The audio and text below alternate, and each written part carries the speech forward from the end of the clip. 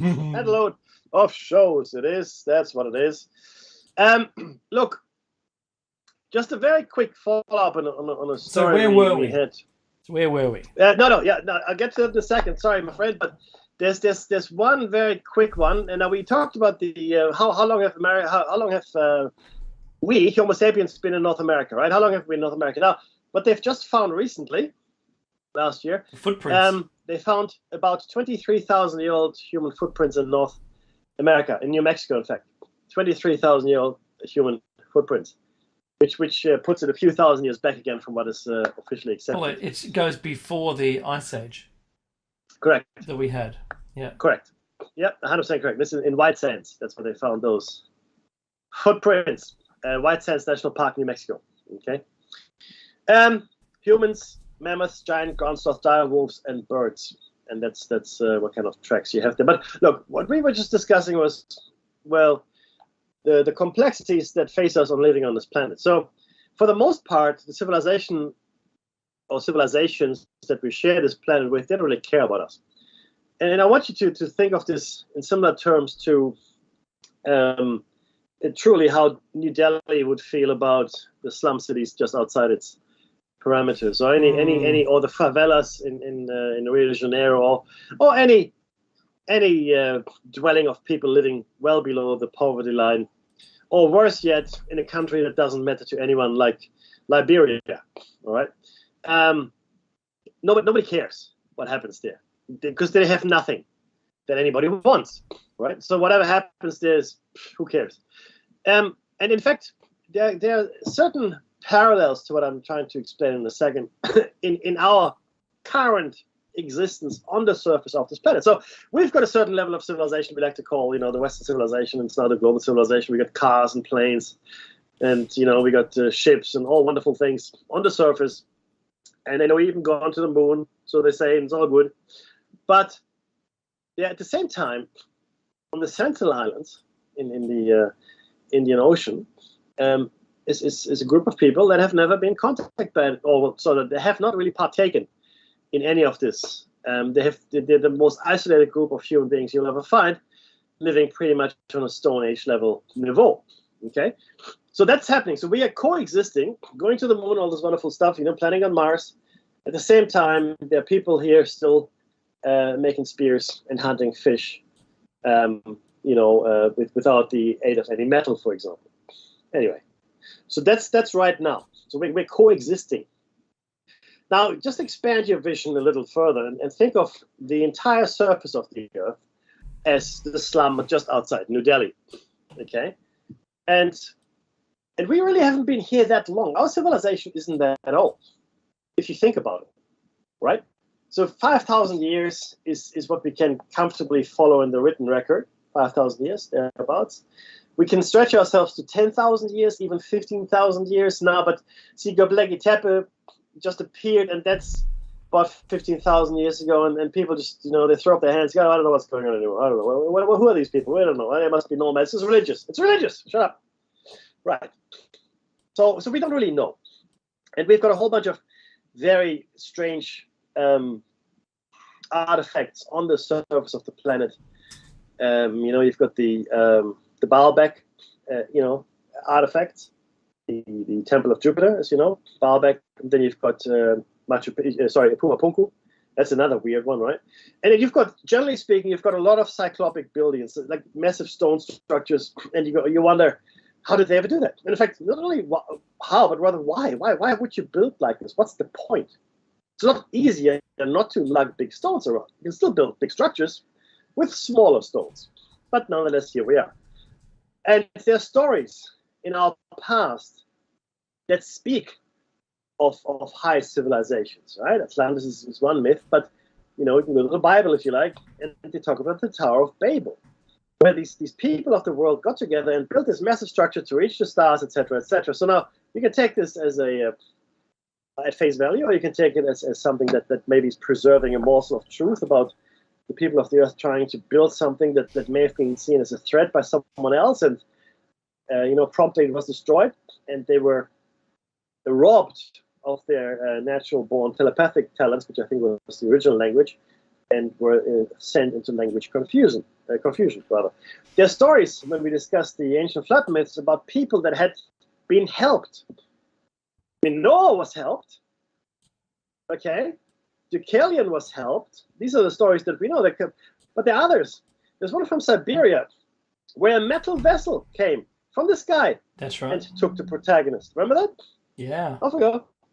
And there's another story, and I can't remember which tribe of the North American natives it was. I have to look it up again. But they said they had survived the flood underground. Yeah. We survived it underground. We came up from down below. We came. Thank you very much. And there are many flood stories. But a lot of them, like I said, received help surviving it. And then, even more interesting, they survived, and then they were helped after. So they weren't just helped surviving it, but they were helped rebuilding. And these stories are quite specific as to what they're being taught. Quite specific. Then you've got the stories of the Anunnaki. Right? Forget Zacharias Sitchin for a second here, but focus on the original texts. Okay, you don't have to like him or even read his books. Focus on the original text. What they do tell, what they tell us about these people, because that's clearly what they were, that came here or were already here. But the point is, they came here and built these massive channels. They built the Tigris and the Euphrates rivers. They built them. Okay, they're like massive construction workers. Why? Well, we don't really know. We think it's got to do with gold, but we're not entirely sure. But let's just take it as read that they did that. But we also informed them that they created a working class race. Us. In fact, not us, but our forebears, which were mostly wiped out in the Great Flood, with some notable exceptions. So I guess, some of us do, we can trace ourselves back to those first Anunnaki creations. And they were, Anunnaki literally means those that came from the sky, right? That's now, right. we do know today, though, that there's a lot of activity in the sky. But we don't see it. But again, and this is really a must see. You must watch Skinwalker Ranch. You must watch it to understand what I'm talking about. Because we're seeing things, and they're using, the latest gadgets and scientific methodologies to actually get something, including infrared cameras and drones and all kinds of things, right? Electromagnetic spectrum measurement devices. And they found that there seems to be a gate about a kilometer up from the farm. There's activity there, and they can't get to that thing. They've sent balloons up and drones and helicopters, and the helicopters' telemetry was going crazy, and it was actually showing that they had now gone underground. The helicopter was now showing to be underground. Wow. The instrument is on board, right? I know. So that's all happening. So there seem, and again, native peoples all around the world, but especially in North America, talk about gates and gateways. And this is gonna, unfortunately, there's a lot here that hooks into this. UFOs, or UFOs as they're called now, people disappearing in national parks. Bigfoot seems to be making use of those gates as well. And there seems to be some. It's really strange. If you haven't seen the David Paulides documentaries, I haven't read his books. I do suggest you watch his documentaries. The latest one is Missing 411, the UFO connection, I think it's called. Yeah, that's UFO right. awesome. It's really quite interesting to just go in unbiased, just have a look. But the point is, I believe that we are completely inconsequential. Or sorry, we have been almost completely inconsequential for a long, long time. Okay, something happened. There was a flood, and this might have been a natural disaster that whoever was in charge down below couldn't prevent, or maybe they directed the meteor or asteroid or whatever it was to strike the Earth. I mean, it's not really that hard to do if you have spacefaring capabilities. You can easily knock a meteor or an asteroid or whatever, a comet, out of its orbit, so it would collide with the Earth. That's as far as doable, that's one of the more doable things. Yeah. If you have the know-how to travel in space and maybe even intergalactically, but we seem to be surrounded by mysteries and unexplained phenomena all the time, which make no sense at all, unless you allow yourself to look at the world slightly differently. We are not the pinnacle of creation. We are not the epiphany of the gods, right? We're not that. At best, we can think of us as an afterthought. So someone took pity on us and let some of us survive the last cataclysm. Maybe others. That's what it says in the text. It does. Some others survived by luck or just being in the right place at the right time, which will happen as well if you've got a global population. If you're in the right place at the right time, you might survive. Good for you. But a lot of others, the stories tell us, were helped, significantly helped. And then afterwards helped too. And even the people that survived of their own accord received help afterwards. Right? Now you ask yourself, who are these missionaries and social workers that come and help us, teaching us how to brew beer and fish and whatnot? And the thing is this, the universe is very big. We discussed this in the previous show. And our galaxy is also very big because it's obviously part of the universe, which is also very big. So it's all very big and it's all very far apart.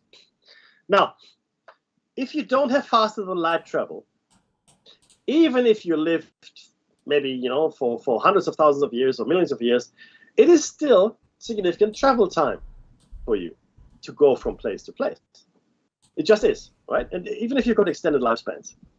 Now, if you assume that you can travel faster than light, and we have to do this for our purposes here, and this is where the gates come in, then this travel becomes instantaneous, one would think, or at least doable, because we do know that instantaneous, at least information transfer is possible. It's spooky action at a distance, right? I'm talking about entanglement, really. We know it happens. It has been experimentally proven. There it is. Now we don't know how it works. It shouldn't work.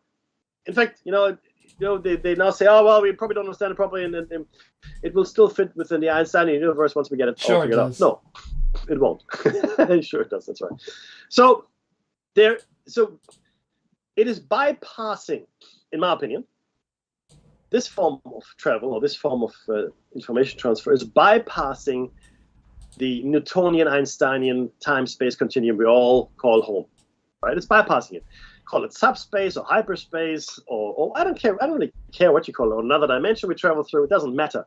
Point is, something seems to be able to get to some point without any intervening time loss, right? Let's be clear on that. A civilization sufficiently advanced to take advantage of that wouldn't think of space travel as very onerous at all.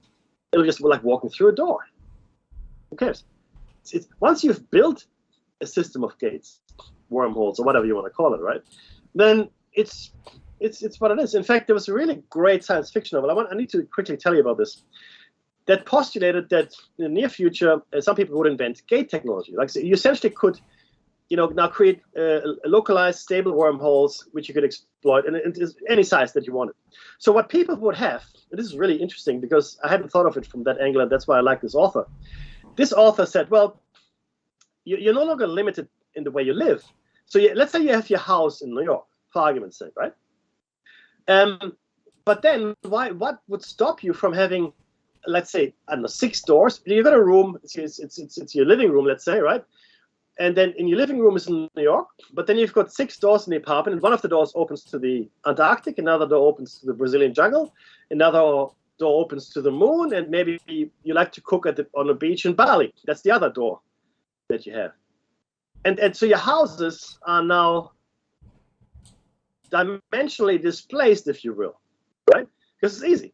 You just walk through the door and you're in the other room of your house, but it's now in the Antarctic. That's where the room is, right? You can go out in the Antarctic, go back, you go through the door, you're back in New York. I love that. And there's a few movies I like myself, which one is Howl's Moving Castle, which takes a similar approach to I guess interspatial geometry. So, but if you can do that, then it all becomes easy. Now, it seems there's a lot of traffic, and in fact cargo traffic happening from atmospheric gates, right, down into the ocean. There was this work group of people of the USS Nimitz.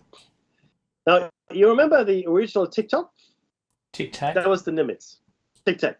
Yeah, sorry. I think the Chinese called it TikTok just to confuse me. So, because they branded it with their own brand on it. That's what it is. So it's a Tic-tac UFO, right? And it was the crew of the USS Nimitz that saw it. That's right. Now, you know what's really interesting here? there's a movie that I watched in the 80s, and I can't remember what it was called, but essentially what happened was the USS Nimitz was sucked into a time portal into 1942 or something like that, where they participated in the repelling the Japanese invasion or some such, right? And then they came back again. It was, nice. but the key thing is it was the USS Nimitz that was in that movie, right? Mm-hmm. Anyway. Now, the USS Nimitz. So the people, the servicemen of some of the servicemen of the Nimitz, the ones, especially the ones that had the radio operator, the radar operator, etc., they formed a working group now and have been for a long time that is investigating that event and investigating any, in fact, of these Tic Tac sightings, UAP sightings, etc. And what they did, they interestingly brought along some scientists from the Skinwalker Ranch, and in fact, the Skinwalker Ranch invited them to the Skinwalker Ranch to conduct measurements and telemetry, etc., on the ranch. Right, again, coming up with some really weird readings. But what they saw off the coast of I think it was California. Sorry, off the coast of California. I think it was California. They observed these almost like cargo drops of stuff from a gate-like structure in the sky into the ocean. Now, I don't know why these gates are in the sky, right? There seems to be one over the sky of the Skinwalker Ranch, and maybe there are many other gates as well. Maybe it's a certain physical thing that you need, like from a physics point of view. Maybe the atmosphere is thinner, or it's easier to create a gate. I have no idea, obviously. But these gates seem to exist in the atmosphere. There are also gates on the ground. And it seems there might even be gates that are non-stationary, right? So I think that's what's happening in the Bermuda Triangle as well as in the Devil's Sea in the South China Sea. So there's a whole bunch of stuff going on which we have absolutely no understanding of, zero. And I heard something interesting in one of the documentaries that I've been binge watching recently. If the American, or if any government, but if the American government can't control the phenomenon they're observing, they will not admit its existence. If they can't control it, they won't admit its existence, because it would speak to a certain, impotency, right? This is something that is completely beyond your control. How would you feel? You lose all faith in the authority of the government. And I think that's where we are right now, right? So I think these civilizations or amalgam of civilizations, some of whom I think are the Anunnaki, are human. In fact, again, you have to understand that a lot of the old texts agreeing on one thing. You know what they agree on? That we were made in our God's image. That's right. God, or God's plural, singular, I don't care. If you're Christian, if you're Hindu, whatever you are, we were made in the God's image. And all gods look like us, like as anthropomorphic type thing, right?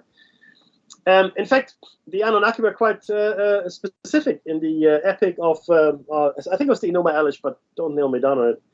Could have been the... anyway, point is, I'll give you the right one next time.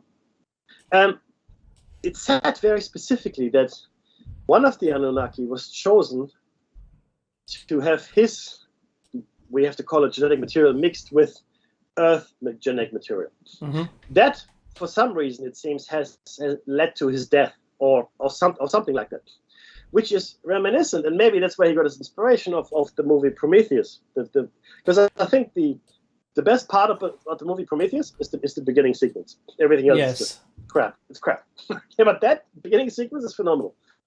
When you got the engineer taking this whatever he's taking, some potion, that essentially breaks him down into his DNA component, and that DNA flows into the water. Correct, and then it mixes with whatever is there natively. But I think it's not quite as prosaic. I think it's a lot more prosaic. I think where they just took genetic material from their own, and I think the process may have killed the person they chose in their midst. Maybe that was a known thing. I have no idea. Again, I don't know, but that's what it says. And then they created us, more or less us. I mean, we are sort of the second or third level iteration of that, it seems, with a lot less lifespan and a lot less powers, and we were seemingly being punished for something. In fact, what we're being punished for, it seems, is to attain a certain level of knowledge. Okay, and this level of knowledge, maybe the Tower of Babel, or who knows what it was, right? It seems to have led to massive global destruction to stop us.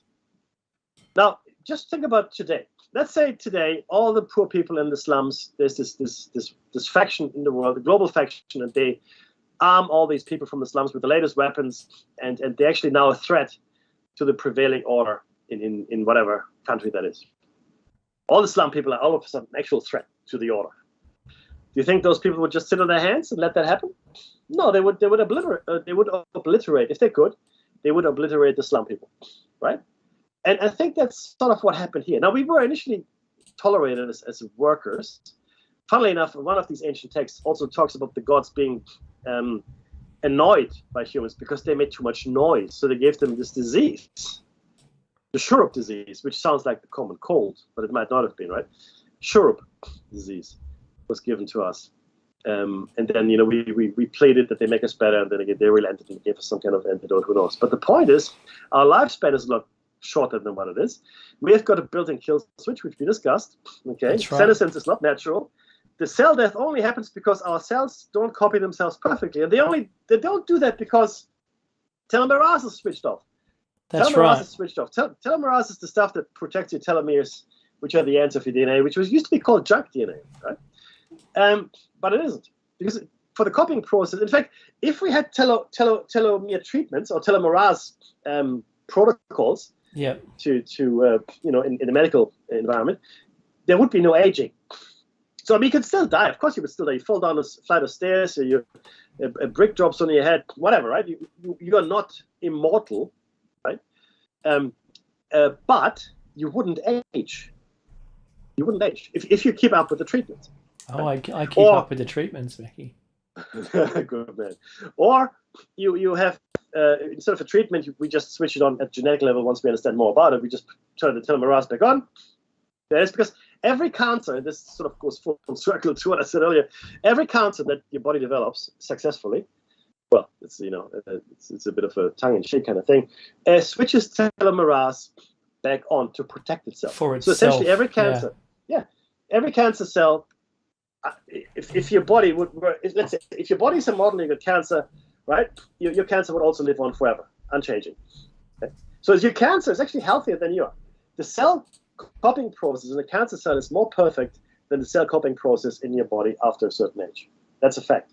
So you have this built-in kill switch. We got all these other things happening as well. So now, see, the funny thing is this: we have reports of UFOs, UAPs being seen around launch sites of our moon rockets, for example, right? But also launch sites for nuclear weapons and so forth.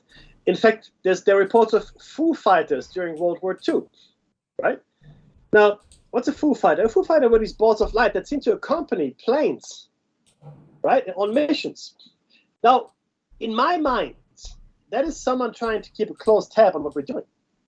That's but right. Again, the universe is big. The galaxy is big. As far as we can tell, there are a whole bunch of planets out there that are habitable, right? So whoever is keeping tabs on the situation is a local entity. And again, ancient stories talk about these beings, the Watchers, right? The Igigi, which are sort of the working class Anunnaki, right? They're here to watch. They were the ones, the Igigi, that mated with Earth women, which seems to have been quite a taboo kind of thing, and which some believe, actually led to the floods and the punishment of the then existing human race. So it sort of all goes full circle, but the actual civilization that is the dominant civilization on this planet is not on the surface. Okay, I believe very strongly that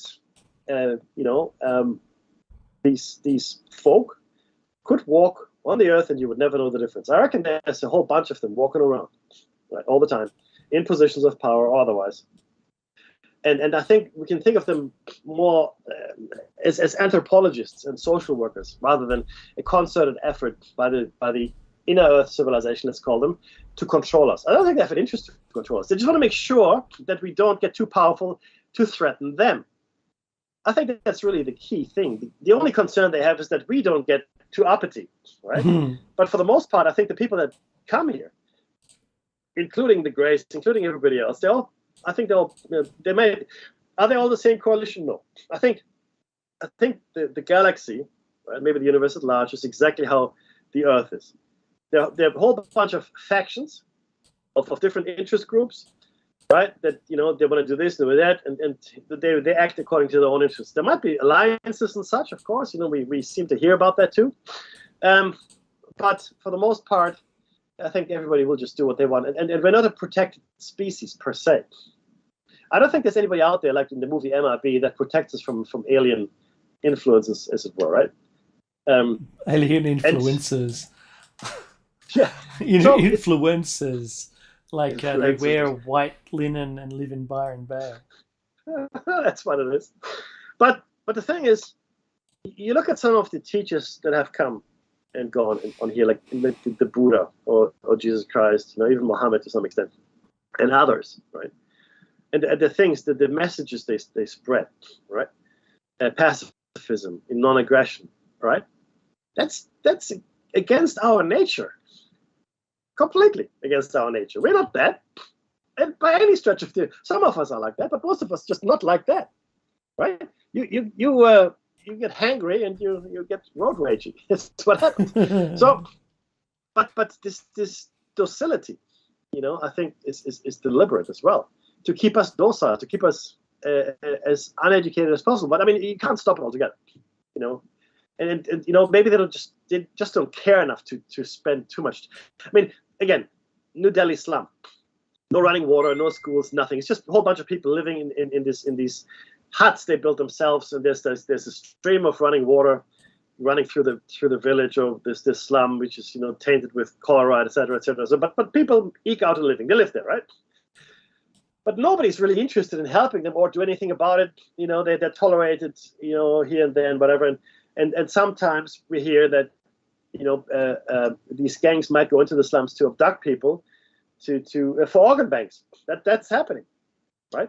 Or they abduct the children so they could beg in the street, blind them or cut off the limbs or whatever it is. So that happens. So maybe it's similar here. You see these really strange disappearances. Maybe there's a higher purpose to it, but maybe there's not. And maybe there are mobile gates, gates that move around and change the time-space continuum. There's a really strange case that I watched recently, a documentary on. There's an experienced hunter, right? He was there with a party. The experienced hunter, he was but he had lost his backpack, right? But they didn't want to go back. It was too much of a hike. So he went to a base camp where there was a stash, right? So he had his base camp, and then he went to a stash camp, and he had been hunting there all his life. So he had his gun. He was pretty much fully equipped, but he wanted to get more from the stash. Probably a day or so to get there, and another day to get back, something like that. So they didn't really panic when he didn't come back right away. But all of the data shows that he went off in the completely wrong direction. And even stranger, they found his pack. They found his gun leaning next to a tree. Not damaged, nothing like that. They found his boots, nicely put in place. That was the first thing they found, his boots. Then he traveled miles and miles over rocky, sharp terrain with his socks. What?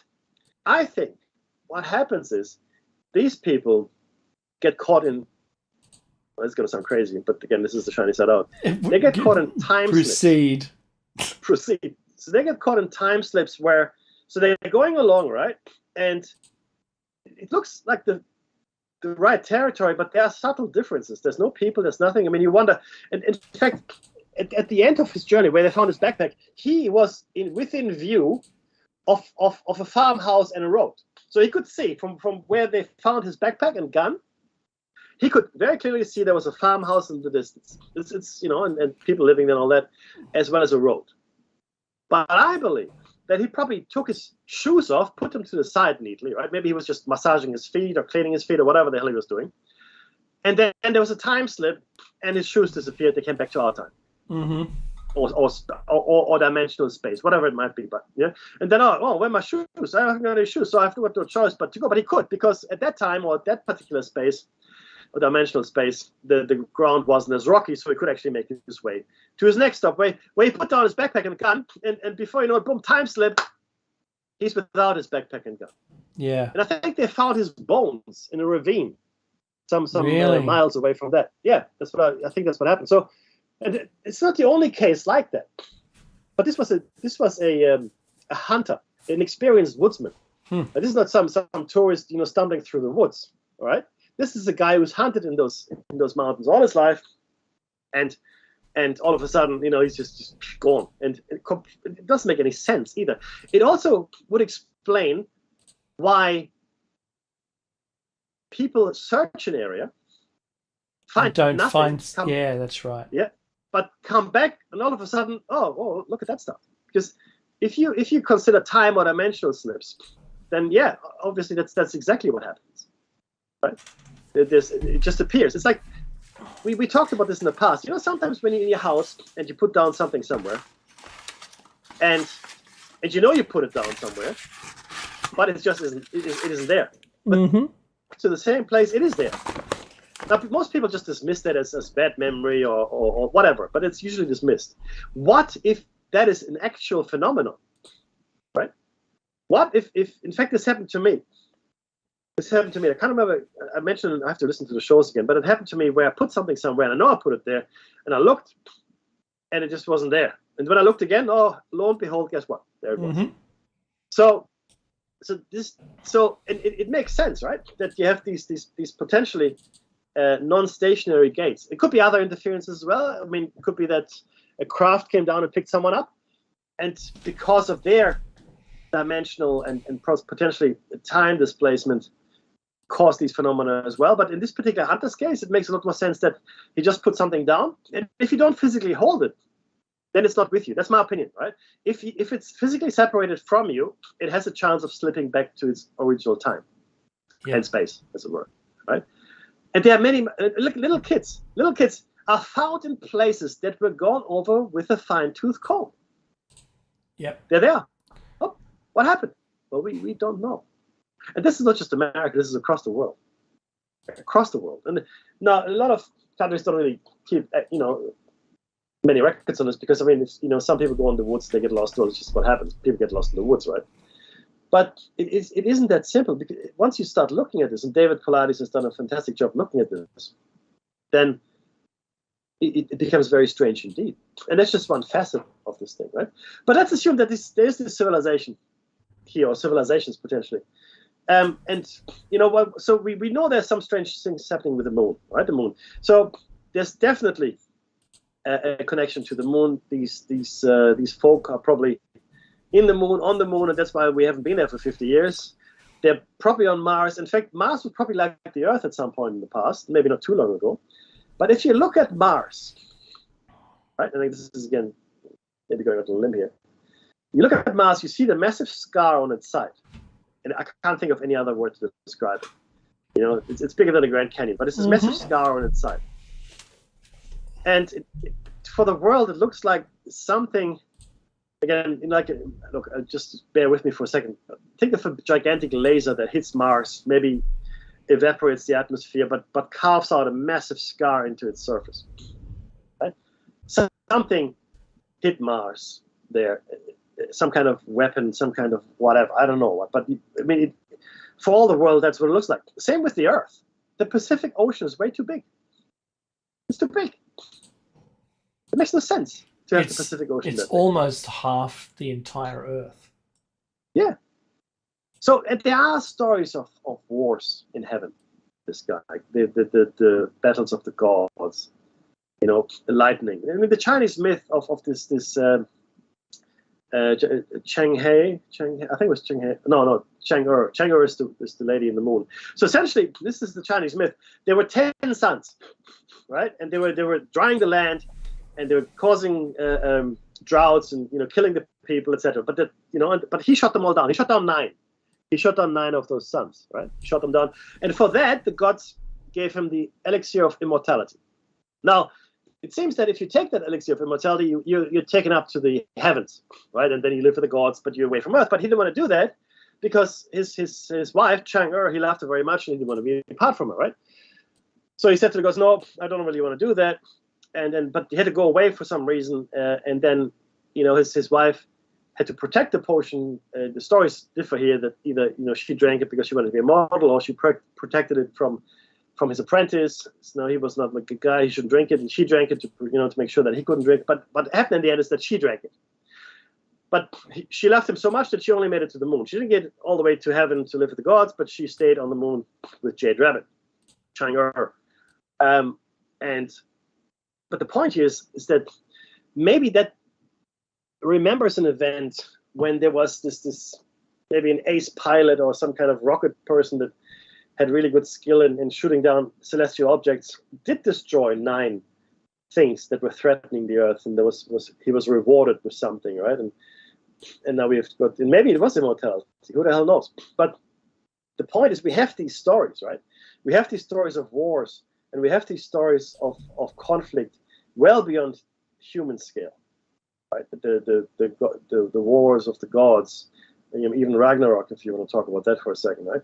So there are these things from our past that we seem to remember as echoes through time. Again, the people in charge, in my opinion, they're still here, and I think it's a vast array of different creatures. Some not from here, and some from here, right? And I also believe that in the vast distant past, we achieved levels of technological achievement or heights that we no longer have, right? We just can't equal it. But there's evidence for that. Maybe there was a concerted effort to populate the surface of the planet at some point, but it failed. Why? Because you're exposed to solar radiation, you're exposed to weather, you're exposed to floods, you're exposed to earthquakes. It's a lot safer to live inside the Earth. To live on the surface of anything is not a good idea. Even in a Dyson sphere, you're living on the inside, not the outside. A Dyson sphere is something that covers the entire sun, right? It's sort of like a big, shell, and the sun is on the inside, and you live on the inside of the Dyson sphere. You don't live on the outside of the Dyson sphere. Is this a Dyson sphere? I don't think so. That's not. I don't think it is. But I do believe there are vast tracts of underground caves, tunnels, whatever, and bases that are being used by these beings. And we haven't dug that deep. We haven't really dug that deep. We can't really dig that deep. We can't do it. A few kilometers we can go into the Earth. That's it. That's all we can do. And clearly these folk have the technology well beyond ours that can deal with pressure and heat, etc. Well beyond what we can do. And if they've got gate technology, you can do whatever you want. So that's why I'm standing on that one. What do you think? All right. So, all right. I'll just try and work backwards until I forget. All right. Number 1, there would be species of creatures in the universe that is unimaginably vast, a quantity of them with the Planck equation, then the revised Planck equation, which took into the entire universe. The amount of time in the last 2,000 years or even less where we came from dirt, pretty much, right? Up until, we're happily sending stuff into space now, but we don't have anti-gravity yet. And the force field was just announced in the last week, that they've actually made a force field. So, we're getting somewhere. We still don't have force field to be good, and we need faster than light travel. And not just wormholes or quantum jumping or whatever you want to call it. Because then I think we'd be in the position to freely acknowledge that there were species that had technology way beyond us. At the moment, there is a disparity between the debunkers, which have all gone quiet recently, who just say, well, we've got this tech and they couldn't possibly have technology better than what we've got. So I have to say the whole thing's rubbish, right? And I find all of that so annoying that it isn't funny. I mean, it's to be honest, it's crazy to think that we're the only ones, and it still rests on that the laurel that the Bible was right, that we were made, no one else, God's infinite, and there you go. Doesn't that make you happy? Yes, it does. I'm scared of the outside, and the teenagers look scary. Shaking fist at the sky. Wave your arm, honey boy. All right. And so if we come from a position where we can openly acknowledge that we can't be the top, yeah, with the food chain top here in some regards, right? Not the ocean and not the African savannah. That there, with more time, say you had a whole extra billion years from now for development of technology, and given the unrealistic expectation that the universe is 4.7 billion years old, or even 13 billion, which is all of those ideas are ludicrous. And I've gone into why that is in the past. Yes, it's the current thought for science, but when has the current thought of science ever kept momentum going? My head is full. There can't be any more to know. I've closed the textbook years ago. What are you talking about? So as long as people question what the current narrative is, I think we have a chance of continuing development on things. Otherwise, we would have stopped at Newton. What a wonderful world that would have been, Mickey, if we'd stopped at Newtonian physics only. Dude, it'd be a simpler place. There'd be no nuclear war. It's all good. There'd be nothing. Yeah. Awesome. Yeah, just sit around drinking, I don't know, whatever the liquid was at the time. Probably tea. I don't know if... I'll have gin. Thank you. Yeah, gin? All right, I'll do vodka, or... As long as there's no... We've got past mead. Oh, yeah. I'm just not a mead person. So, if someone said, let's go back to the 14th century, let's not, shall we? So, the dilemma that science gets itself into is simply one where they get hung up on sticking points, then make up excuses for it, and then get stuck on those, rather than it being left as a question.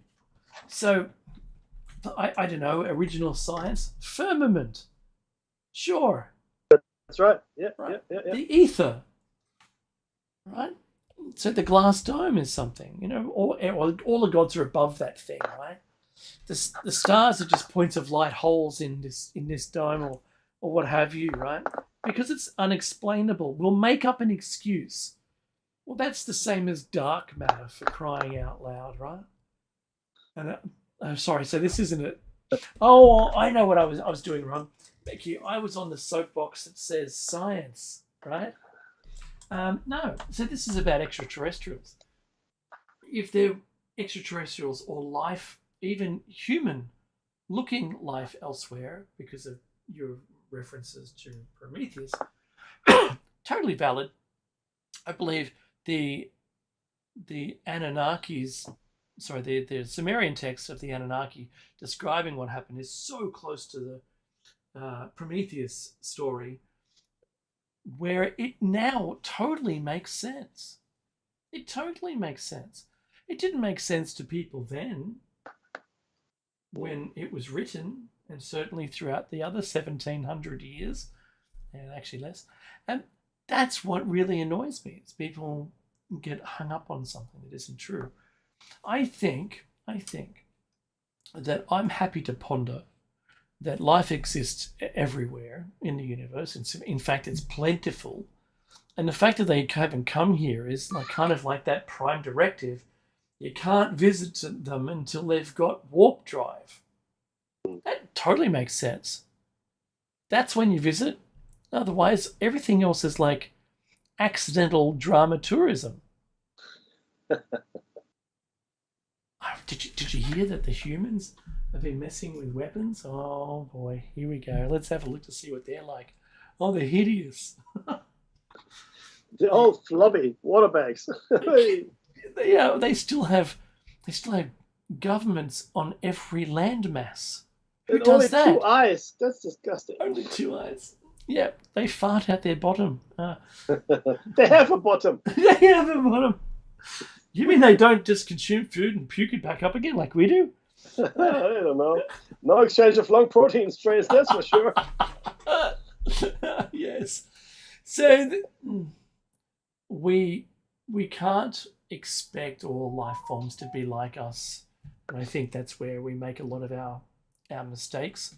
Number one, all of the debunkers that have said all this stuff about nothing, because nothing can exist at all, I don't want to know that it exists, so I'm going to make an excuse for everything.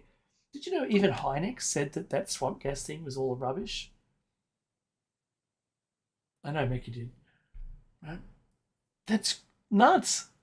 Like, he was paid money to debunk everything himself, and then he ended up saying, well, it's all true. It's real. It's all real, and I've been telling a lie for all these years. If you get the chance, there's a fantastic dramatization called Project Blue Book. 2 seasons. Yeah. If you can watch it. Yeah. I think you will. Well, it's actually, I mean, from my readings at least, it's as close to what actually happened that I've seen. So it's quite something. Yes. So, having said all that, from a little kid, I was always in the belief that they all exist. That all kinds of things that you couldn't imagine. Even, people that have come from a water-only world with no land mass. Could you imagine what they had to get through to develop anything? Because there wasn't any physical materials other than water, right, for them to have to deal with. But yet they did, right?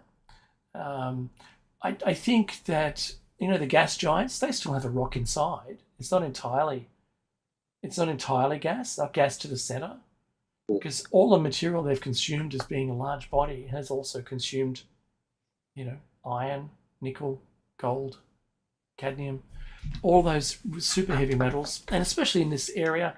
And the last point I want to make before I hand it to you, Mackie, is this is the 3rd generation star that we're next to, that in this location, thereabouts, there were 2 other stars.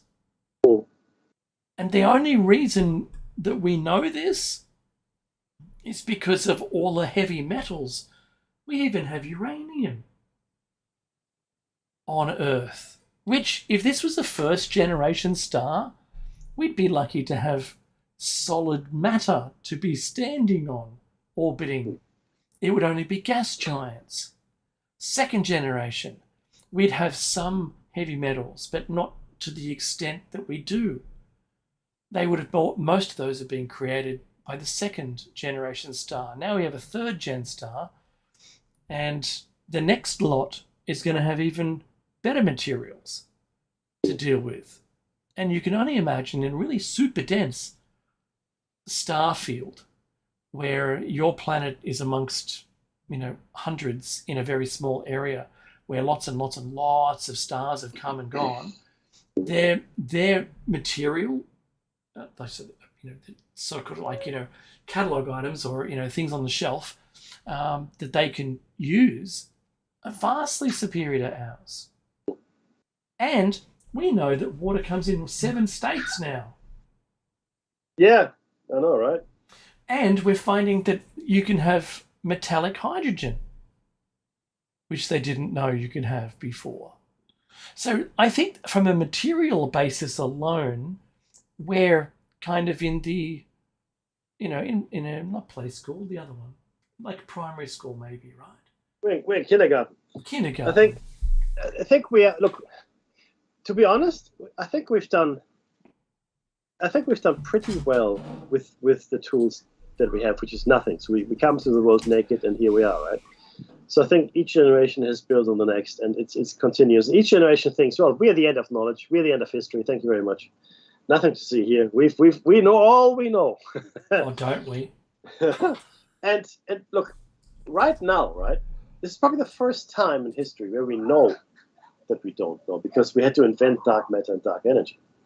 Because the model that we think is the model doesn't work without it. So we had to magic up some stuff. Magic up. Well, we did. Because the thing is this. So gravity is a force in nature. It's a weak force, but it should prevent the expansion of the universe. It doesn't, though, right? Something is pushing against gravity. So what is that? Well, we don't really know, but we need a lot of it. Okay. So we need like 96% of it to be the matter in the universe to push against the gravitational force that we think it is. So there's just this gravity, and then you've got the whole rest of the universe pushing against gravity, which is funny because gravity is a weak force, and even magnetism is stronger than gravity. You can prove that to yourself anytime you pick up a nail with a magnet. You're counteracting gravity directly. That's right. Do that. If the planets had the same power as magnetism, we'd all be clumped together in the middle of the universe. That's correct. Actually, that'd be like we'd just be we're living in flatland. We'd be living in flatland. We'd all be flatlanders, or slightly elevated landers. That's what we would be. But it is fascinating because we look. Science, ideally, right, as opposed to religion, is meant to constantly question. In a religion, you don't question. You don't ask any questions.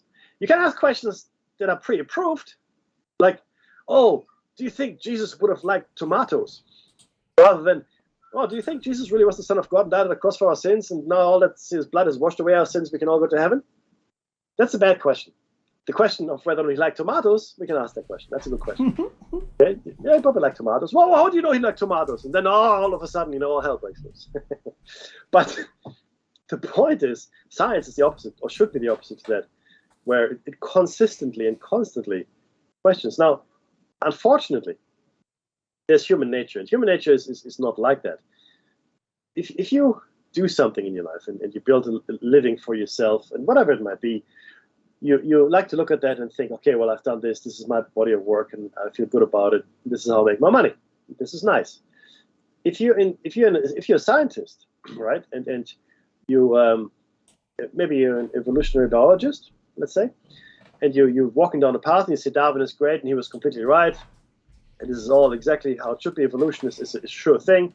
You can't really walk back from that, because all of your published work, all of your teachings, everything you're known for is built on the assumption that evolution actually is a thing, right? And that's okay, right? But the point is, if something else comes along and says, well, it's probably not exactly how Darwin said.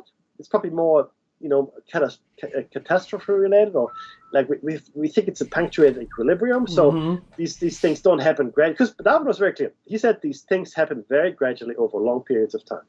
That's how he saw it. And that's fine, right? But what we see now, and what we seem to see, is that these things happen suddenly, and at catastrophic points where species change or adapt or whatever it might be, right? It's a sudden adaptation. Yeah. They do so out of necessity. Because the thing is this: why would you change? And I'll explain my point here for a second. So you look at the crocodile, for example, and you look at the shark. Two very successful species. From a Earth perspective, they've been around for hundreds of millions of years. Hundreds of millions, much longer than us. Less than a minute, yeah. Oh, damn, time flies. Hundreds of millions of years, and they haven't really changed. Yes, they have been bigger, they've been smaller, but they've essentially been. If you saw a crocodile 200 million years ago, you'd say that's a crocodile. If you saw a shark 300 million years ago, yeah, well, that's a shark. That's right. I get it. That's a shark. That's a crocodile. And that's what I mean by successful. They'd be okay in any environment, and they didn't have to change. Whereas others might have to change, or had to change. Right? So dinosaurs, who knows? But anyway, that's the time, my friends. Woo, That's certainly the time. That's all of the time. So look, this has been David Mackey Shiny Slide Out, episode 569. Stay tuned for Jer Bear's awesome show coming up next, After Hours. See you in Plato's Cave Tuesday and Thursday mornings. And Shiny Slide Out next week.